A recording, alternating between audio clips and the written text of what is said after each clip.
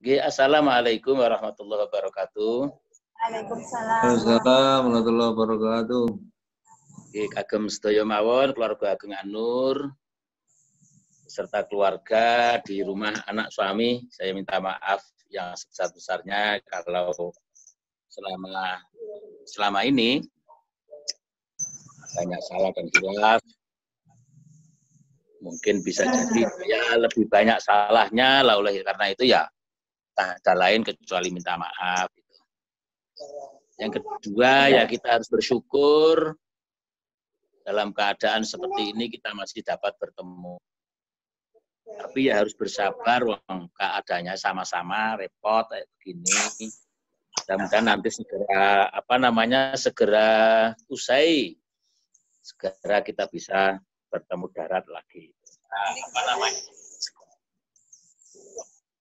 Dan bahkan kita juga belum tahu ini bagaimana pembelajaran, apakah bisa berlangsung atau tidak, kita juga belum tahu nanti bagaimana. Maka kita harus mensikapi dengan bijak, dengan cerdas, agar visi misi kelembagaan, visi misi pendidikan kita berjalan dengan baik.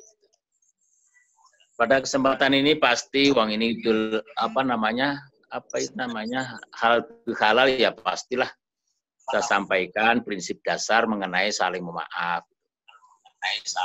Namanya saling memaaf ya dua pihak, satu memaaf dan yang lain memaafkan.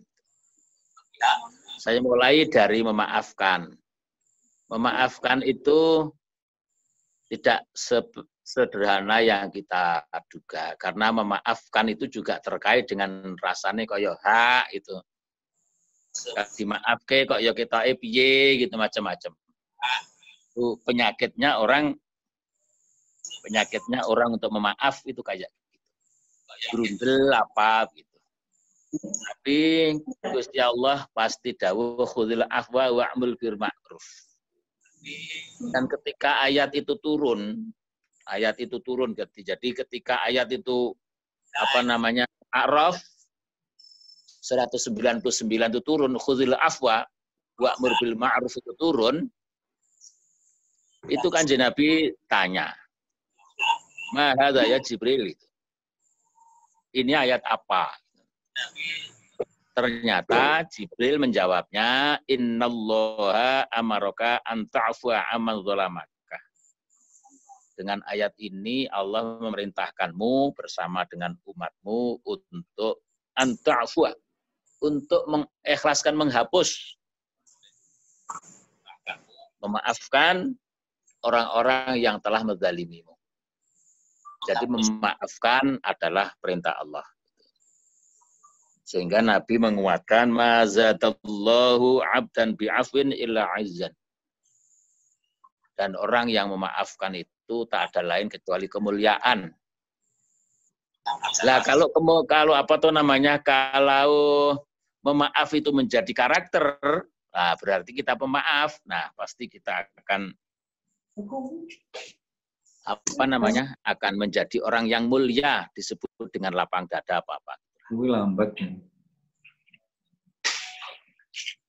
Itu maaf. Ini bisa didengar enggak ini? Bisa masuk enggak ini? Saya juga enggak paham nih. Hah? Kalau saya bisa masuk. Jelas. Jelas nggih. Matur nuwun nggih. Kula terus tatay memaaf. Sekarang minta maaf ya. Meminta maaf itu juga enggak gampang ternyata. Karena kita ini ya suka gengsi juga. Gengsi. Ada rasa gimana nanti kalau minta maaf. Tapi pastikan bahwa itulah syariatnya. Sehingga Kanjeng Nabi dawuh, "Man kanat lahu mazlamatun li akhihi min 'irdihi aw syai'in falyatahallalhu." Sing punya masalah lah dengan sesamanya, silahkan segera dihalalkan. Sebelum datang kematian atau apa. Ya, aku ditutup minta maaf. Maka sekali lagi saya juga minta maaf, saya bisa jadi banyak dosanya. Kawan-kawan itu lewat Mbak Prapti sudah saya sampaikan satu tulisan yang tentang memaaf itu sebetulnya ya saya hanya baca itu saja. Dalam hal saling memaaf itu kadang-kadang muncul pertanyaan, bagaimana kalau kita sudah memaaf, kita sudah meminta maaf maksud saya. Kita sudah minta maaf, tapi yang kita minta maaf itu abai. Jadi enggak tidak memperhatikan itu gimana. Nah, Bapak Ibu yang saya hormati, itu mungkin sudah dapat dibaca ulang itu tulisan saya, bahwa dulu pernah terjadi Sayyidina Umar sama Sayyidina Abu Bakar. Kita tahu dari segi umur maupun senioritas itu Abu Bakar lebih senior dibanding Umar. Nah, suatu ketika wong ya manusia, mereka itu ada apa gitu. Intinya ialah Umar itu kenceng sih orangnya, keras gitu. Sehingga Abu Bakar agak tersinggung. Bermasalahnya itu ada di Umar. Di Umar lah tersinggung, oleh rodo kaku. Maka Abu Bakar agak tersinggung. Nah, lucunya karena merasa tersinggung itu kan marah otomatis. Nah, dalam keadaan demikian maka wong Abu Bakar itu orangnya lembut, tidak sama dengan Umar.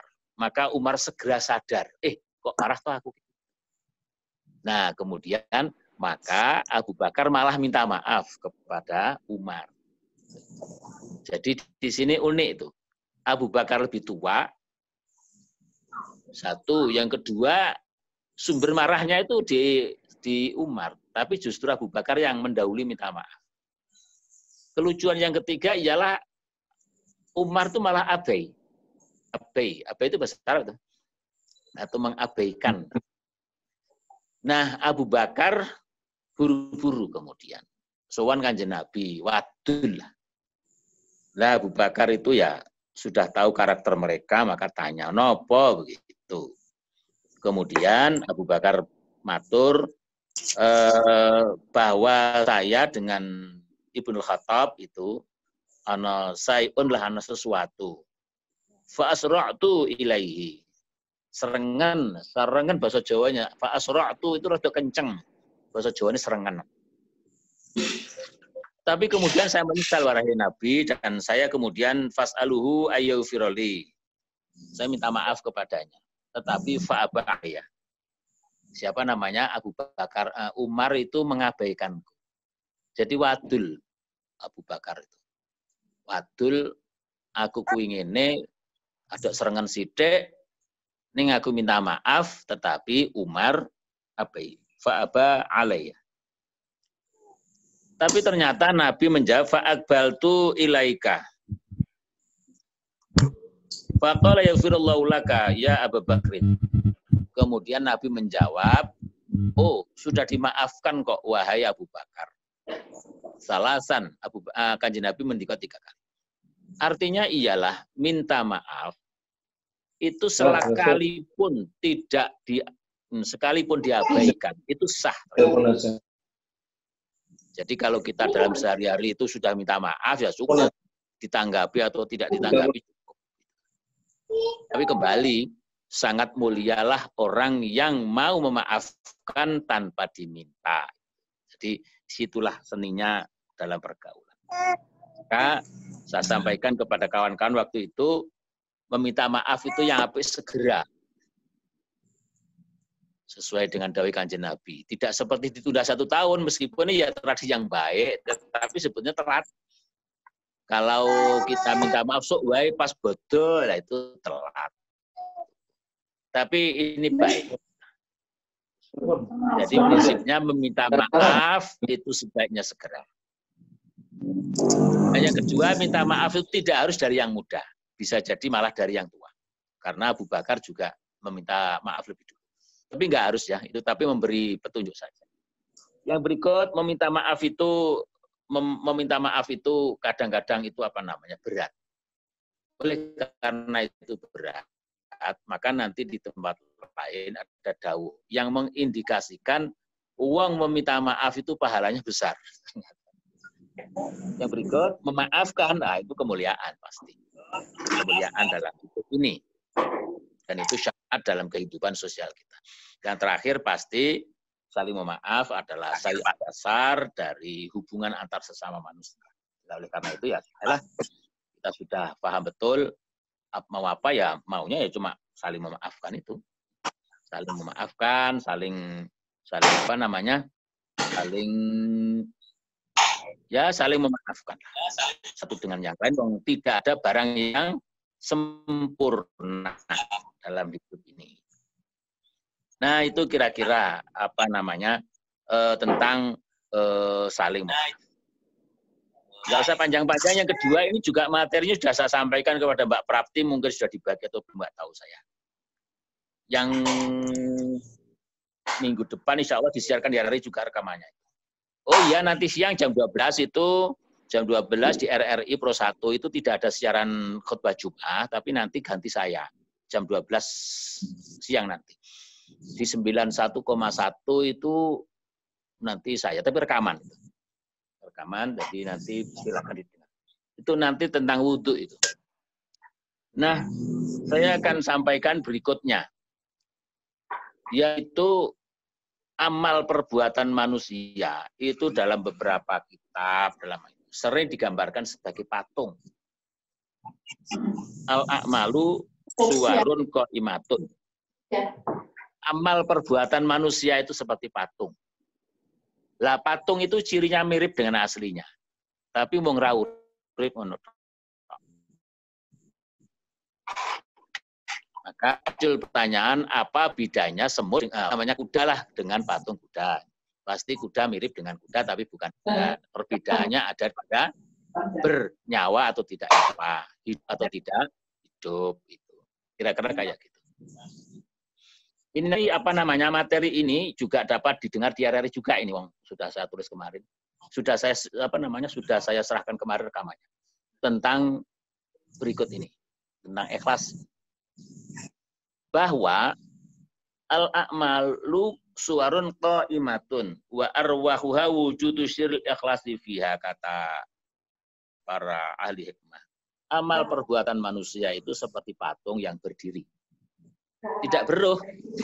Wa arwahuha, adapun ruhnya itu adalah wujudu syiril ikhlasi fiha, yaitu ikhlas yang ada di dalamnya.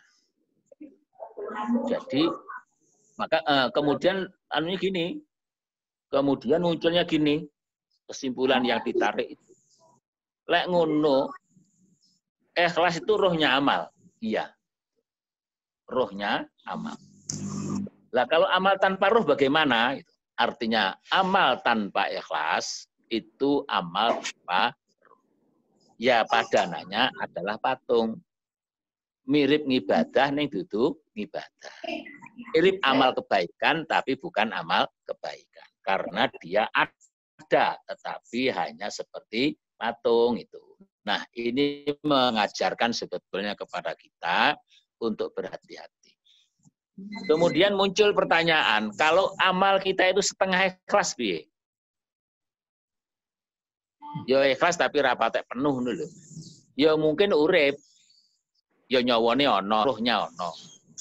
Mung mbok menawa mung setengah, bisa jadi ruhnya itu rapati sehat. Nah, wajar kalau nggak rapati sehat ya rentan terhadap penyakit itu. Maka kalau kita itu setengah ikhlas atau rada seprapat ikhlas itu ya nggak apa-apa, cuma rentan gampang penyakit. Ana urusan itu nanti terus dadi hilang ikhlasnya. Nah, kembali ke amal tadi beruh. Nabi memberi ilustrasi amal itu kok beruh. Ruh itu artinya mengurip. Ya, ciri urip itu mesti berkembang. Mesti berkembang. Maka kita tahu semua, Kanjeng Nabi memberi beberapa ilustrasi yang menarik. Ilustrasinya begini, tak awali dari yang rendah dulu. Kanjeng Nabi dawuh, innal abda la yusalli sholatah. Ada seorang hamba yang benar-benar sholat. Benar-benar sholat. Tapi ma yuktabu lahu minha illa usruha. Tetapi ganjaran itu untuk 1/10. Jadi ganjarannya rak penuh, upaya rak penuh, mung 1/10. Tusu'uha atau hanya 1/9. Tusu'uha atau hanya 1/8. Subu'uha atau 1/7. sudusuha atau 1/6, humusuha atau 1/5, rubu'uha atau 1/4, sulusuha atau 1/3, wanisfuha atau separuh. Ini berarti ada nilai berbeda. Sholatnya dilakoni, ini ganjarannya ternyata beda-beda ra penuh. Ono sing untuk 1/10 mungkin dari yang seharusnya diterima. Nah, ini menggambarkan ada nilai kontinum dari ikhlas itu. Ono sing 1/10 ikhlas, ono sing 1/9 ikhlas, gitu. Nah, ini pasti menggambarkan ada ada sesuatu lah. Ini sebaliknya mari kita lihat hadis Nabi yang selanjutnya. Ini juga sudah saya sampaikan pada Mbak Prapti materi ini sebetulnya. Sebagiannya sudah ada, ini hadisnya sudah ditutup. Bahwa seseorang yang bersedekah itu dan sedekah dengan barang yang dengan barang yang halal itu, wala yaqbalullahu illa thayyib illa akhadhuha ar-rahman biyamin. Jadi Allah itu hanya mau menerima barang yang baik. Dan kalau orang beriman maksudnya, bersedekah dengan barang yang baik, itu mesti diterima dengan tangan kanannya. Wa in kanat tamratun, meskipun itu hanya sebutir kurma. Ini contohnya bagus. Orang bersedekah, beramal kebaikan, mukmin, ikhlas, beramal kebajikan, kecil hanya sebutir kurma. Ditampa Gusti Allah nganggo asta kanan. Dan hebatnya di tangan Allah, fi kaffar rahmani, di tangan Allah, dikelola oleh Allah sedekah itu tadi, ternyata hatta takuna a'zama minnal jabal. Jadilah paribasan gambarane kurma yang sebutir itu berkembang menjadi lebih besar dari gunung. Pasti itu metafor kan? Menggambarkan bahwa kalau tadi ada sholat yang amalnya di bawah 1, ini sekarang melipat. Tidak terhingga itu. Tidak terhingga. Lah oleh karena itu menggambarkan. Lek ngono ngamal ki ya iso mungkret, iso mundur ya. Iso munda, iso sudo. Lah ini maka wa arwahuha wujudu sirril ikhlasi fi ada situ. Kemudian Nabi juga, ini sangat populer kalau ini, hadis Nabi sing gambarke bahwa setiap amal kebaikan itu dilipat gandakan 10 kali sampai 700 kali kebaikan sampai ila atafin kafir, sangat populer. Hadis Imam Bukhari Muslim. Nah, menggambarkan ada dinamika dari nilai suatu ibadah, suatu kebaikan. Nah, maka bagaimana nilainya itu turun, sudo, kurang, atau bertambah, tergantung pada kesehatan dari ruhnya, yaitu keikhlasannya. Nah, oleh karena itu, maka jangan sampai kita ini banyak beramal, tetapi numpuk patung. Caranya adalah mari kita perbaiki, kita rawat keikhlasan kita, agar kita ya untuk penuhlah seandainya berbuat itu ya tonjol begitu. Nah, berikutnya itulah makna daripada wa arwahuha wujudu sirril ikhlas dia. Berikutnya, ikhlas kuwi apa? Ikhlas kuwi gampang lah, itu kita sudah sering bahas itu. Tapi intinya begini. Ada seorang syekh yang bergurau, bukan bergurau sebetulnya, ya sungguhan. Dia itu memperhatikan anak kecil. Ya anak-anak kecil bermain itu. Ya anak-anak yang kita asuh itu. Mereka itu gembira, polos, apa anaknya. Lalu syekh itu tadi ngendika, wah anak-anak kecil itu jangan beruntung itu. Beruntung unik. Uniknya apa? Mereka itu nggak pernah ngaji ikhlas. Ikhlas ki opo tuh mereka nggak pernah sinau, nggak pernah belajar. Ning iso mrakteke saben dinane. Coba bayangkan, mereka itu rebutan lebar ya sudah hilang. Orang kok kaya awake dhewe tidak. Kalau mereka nangis ya mergo memang waktunya nangis. Kalau tersenyum ya apa adanya. Jadi polos apa adanya. Polos, murni, asli apa adanya. Itu ciri ikhlas.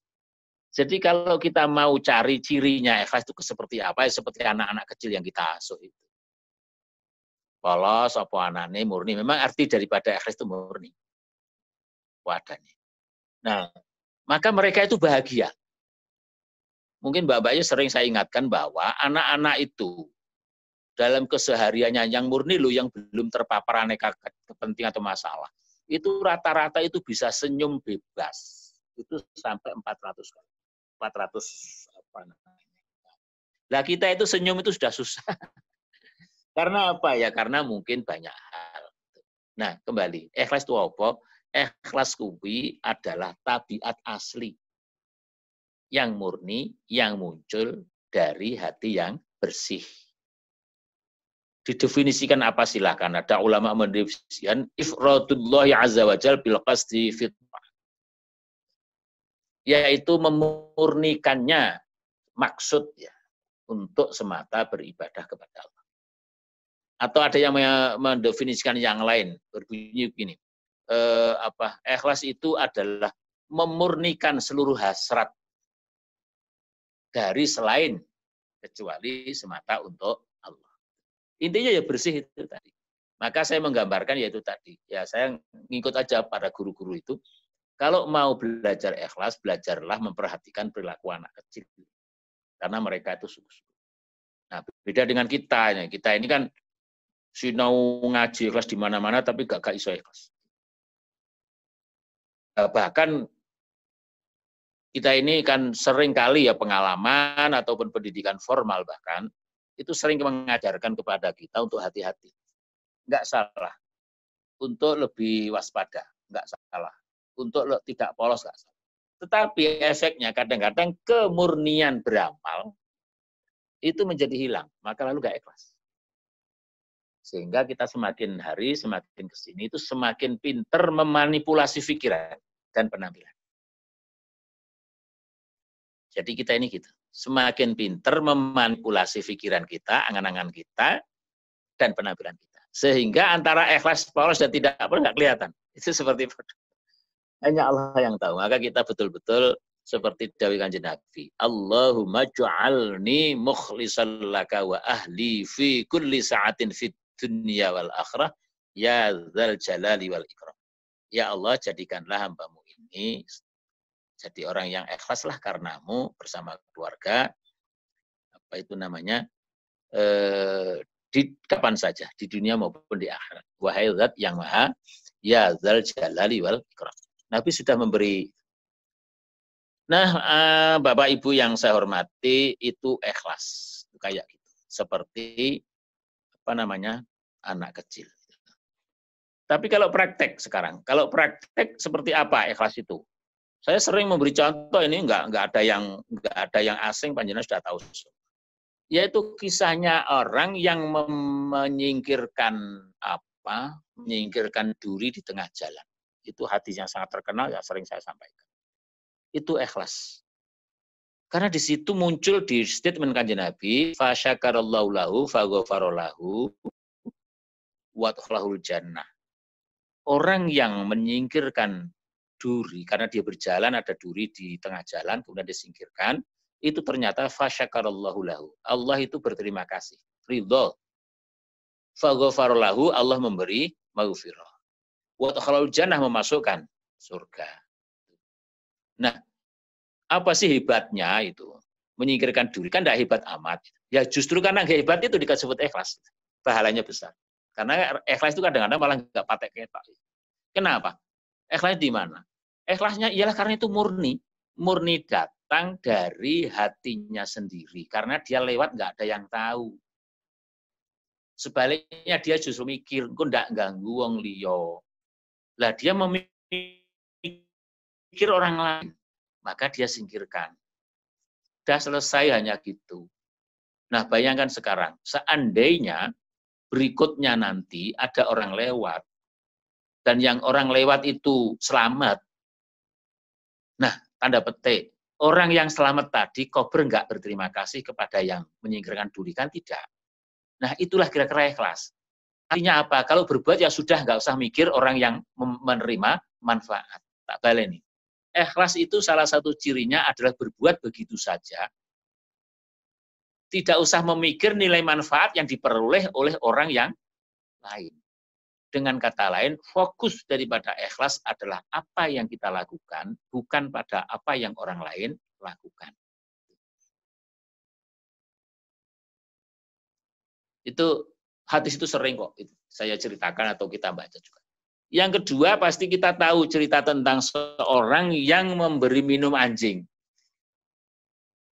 Itu apakah pelacur atau lelaki, wallahu alam, itu karena nanti di Imam Bukhari Muslim lelaki. Tapi kalau di Imam Muslim dan Imam Ahmad itu seorang pelacur, wallahu alam. Tapi yang jelas orang itu berjalan di tengah.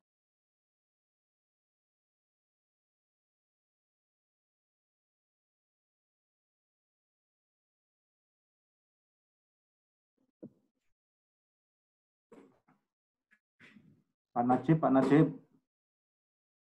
mic-nya Pak Najib, mic-nya dihidupkan Pak Najib. Oke, ya. Itu, Pak Najib. Sudah kesenggol tadi mungkin ya? Ya, sudah. Sampai apa tadi? Jelas. Mulai apa matinya? Matinya itu anjing. Anjing, ya Pak, anjing. Oh iya. Iya, tak ulangi lagi. Ada seorang lelaki atau seorang pelacur, wallahu alam, karena di riwayat Imam Bukhari Muslim itu lelaki. Tapi kalau dalam riwayat Imam Muslim dan Imam Ahmad itu pelacur. Atau dua-duanya benar, saya nggak tahu, wallahu alam. Yang penting ada. Dia berjalan di tengah panas, kemudian menjumpai seekor anjing yang kehausan. Nah, kemudian muncul ini komentar yang lintasan berpikir orang yang menolong itu yang disampaikan Nabi. Bunyinya gini, laqad ini mengalami kehausan seperti yang tadi ku alami. Nah, lintasan fikir ini penting. Jadi ikhlas itu seringkali muncul karena empati. Jadi ikhlas itu seringkali muncul karena ada empati. Dan kita tahu semua cerita itu nanti berakhir, orang itu berhasil menolong si anjing. Dah selesai sampai di situ, Kanjeng Nabi kemudian mengakhiri statementnya, fasyakarallahu lahu faghafaralahu. Nah itu seringkali saya jadikan contoh untuk menggambarkan perilaku real ikhlas. Apa itu? Yang pertama contoh itu bagus itu. Yang pertama yaitu contohnya kan anjing, hewan yang najis yang harus kita jauhi. Tapi itu makhluk Allah itu. Tatkala dia bermasalah kemudian kita bantu, Allah berkenan. Sehingga Kanjeng para sahabat waktu itu juga tanya loh sama, ya Rasulullah, apakah kita berbuat baik pada hewan itu ada nilainya, kan begitu ya. Dan Nabi ya, iya. Nah, sekarang kita tahu menolong anjing yang dikonotasikan najis harus dijauhi saja. Itu nilainya Masya Allah, apalagi jika kita menolong atau berbuat baik. Seperti hanya panjenengan semua mendidik, menolong orang tua, menolong masyarakat untuk mengentaskan anak-anak dari ketidaktahuan mereka. Masya Allah, saya membayangkan kalau sampai itu ikhlas, Allahu Akbar, jauh luar biasa ganjarannya dibanding orang-orang yang padananya tadi. Ada empati di situ, karena mendidik tanpa empati panjenengan tidak bisa. Jadi contoh Nabi itu sangat bagus. Ada empati. Udah. Yang berikutnya itu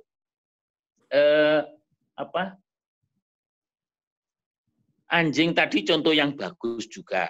Karena apa? Karena anjing itu tidak dapat diharapkan untuk mengucapkan terima kasih. Nah, begitu juga ikhlas itu begitu. Ikhlas itu sekali lagi fokusnya ada pada apa yang kita lakukan, bukan pada apa yang orang lain lakukan. Karena apa? Kalau kita itu memberi orang misalnya, penyakitnya gitu. Kalau kita menolong hewan malah gampang, menolong manusia lebih susah. Ada godaannya. Karena kalau kita membantu orang, ini refleksinya. Dan kemudian yang kita tolong atau kita bantu tadi, maaf itu cuek, enggak mengucapkan terima kasih atau menunjukkan apalah sekedar senyum, kita ngerundel. Gerundelannya berbunyi ngene iki. Wis dibantu, wis ditulung apa jenenge guyu wae, matur nuwun wae, ora. Nah, di sini ada problem. Problemnya yang ketika kita mengawali perbuatan dengan ikhlas, tapi mengakhiri perbuatan dengan grundel. Nah ini cobaan ikhlas. Oleh karena itu, karena objek atau subjek yang kita hadapi sesama manusia, maka kita belajar. Anggap saja, pokoknya kita berbuat baik kepada siapapun, itu tanpa mempedulikan apa yang akan mereka lakukan. Jadi saya ulangi, fokus ikhlas itu pada apa yang kita lakukan, bukan pada apa yang orang lain lakukan. Yang kedua, yang tidak kalah pentingnya, kecuali tidak tidak diharapkan terima kasihnya itu. Yang berikutnya adalah begini. Ini godaan ikhlas soalnya. Jadi topiknya ikhlas ini. Andai kata kita itu menolong orang. Maaf, misalnya saya membantu orang untuk ngetas ke sekolahnya, tak ragati sampai kemudian mentas, lulus, bahkan berkarir dan seterusnya, sukses. Ikhlas saya membantu selama ini, tapi godaannya itu seringkali muncul di tengah perjalanan. Apa godaannya? Kadang-kadang keluarlah sum'ah saya atau riya. Kembian rata ragati njur dadi opo. Itu susah. Nah seringkali kita kayak begitu itu. Jadi kalau kita berbuat kebaikan itu kadang-kadang perlu belajar pada si penolong anjing. Karena orang yang menolong anjing tadi, kapanpun ketemu dengan anjing yang bersangkutan, tak kepikiran anjingnya akan memberi balasan. Terus Bapak Ibu saya hormati, ini sekali lagi, setan itu sering tidak menghalangi, tak ulangi, setan itu bisa jadi tidak menghalangi kita untuk berbuat ikhlas. Jadi orang berbuat ikhlas itu, kalau setan loloslah. Tetapi kemudian nanti setan itu membajak di tengah. Sehingga muncul misalnya tadi sum'ah, riya, bahkan mungkin semacam mengungkit-ungkit atau apa. Sehingga Quran mengatakan begini, ya ayyuhalladzina amanu la tubtilu shadaqatikum bil manni wal adza. Wahai orang-orang yang beriman, jangan kau batalkan pahala amal kebaikanmu dengan menyebut-nyebut mengungkit. Seperti contoh saya tadi, grundel atau apa tadi. Jadi, saya hormati, ringkasan ceritanya ialah ikhlas itu rohnya amal. Amal tanpa ikhlas itu padanannya adalah patung. Baik dalam konteks hablum minallah maupun haminan nas. Amal yang setengah ikhlas itu padanannya adalah hidup tapi nggak sehat, rentan terhadap penyakit, dibajak setan dan sebagainya tadi. Yang berikutnya yang perlu diketahui, ternyata ikhlas itu digambarkan sebagai rahasia Allah yang diletakkan dalam hati seorang hamba yang dicintainya. Jadi dia memang sesuatu yang sesuatu yang sangat lembut. Oleh karena itu kita banyak berdoa, Allahumma ja'alni mukhlishan laka wa Imam Abu Daud dan Imam Ahmad. Yang terakhir, ikhlas itu sesungguhnya adalah tabiat asli dari hati yang murni. Biasanya polos, enteng gitu, enteng tanpa beban dalam melakukannya, murni. Dan setelah melakukannya enak. Oleh karena itu ada yang bilang, ikhlas itu sesungguhnya fitrah. Justru pengalaman, pendidikan, semakin pinter, itulah yang kadang-kadang tanpa sadar menggerus pelan-pelan keikhlasan itu. Ambil contoh ini, Kalau seseorang itu miskin, ya nggak terlalu kaya lah. Kemudian saking baiknya kepada saya, masih nyambung nggak ini? Masih? Halo? Masih nyambung? Halo, masih Pak. Masih. Masih ya. Kita teruskan. Ada satu contoh kecil lagi. Ada tetangga yang maaf itu saking baiknya dengan saya, saking baiknya sekali. Pokoknya orangnya baik dengan saya dan saya juga baik, alhamdulillah. Mungkin dia tidak terlalu kaya. Kemudian dia itu saking senangnya panen pisang. Panen pisang. Itu hampir separuh itu diberikan kepada saya. Dan itu sering kok saya dapat kayak gitu. Separuh, 50% dari panen pisangnya itu diberikan pada saya. Dan itu ikhlas, biasa itu. Dan mungkin panjenengan juga bisa membayangkan itu. Tapi perhatikan sekarang. Kalau uang kuwi mang tambah sugih, tambah sugih, tambah sugih, tambah sugih, tambah sugih, kekayaannya banyak, panennya banyak, bayangkan. Ketika panennya banyak, maukah dia, ikhlaskah dia menyedekahkannya separuh itu tadi? Enggak. Ketika sedikit, separuh oke. Tapi ketika banyak, enggak. Nah, ini menggambarkan. Ikhlas itu sebetulnya fitrah, tetapi semakin kesini, acap kali tergerus ikhlas itu. Nah, bukan kok bagaimana, saya ulangi lagi, mari kita banyak sallaka wa ahli fi kulli sa'atin fid dunya wal akhirah ya dzal jalali wal ikram. Amin. Nah niku mawon muga-muga wonten manfaatipun, kula muga-muga dipun paringana sehat ya, panjenengan ugi mekaten, kula nyuwun pangapunten sedaya kelepatan.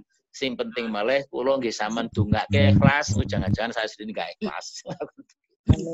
Saya akhiri nggih. Assalamualaikum warahmatullahi wabarakatuh. Waalaikumsalam warahmatullahi wabarakatuh.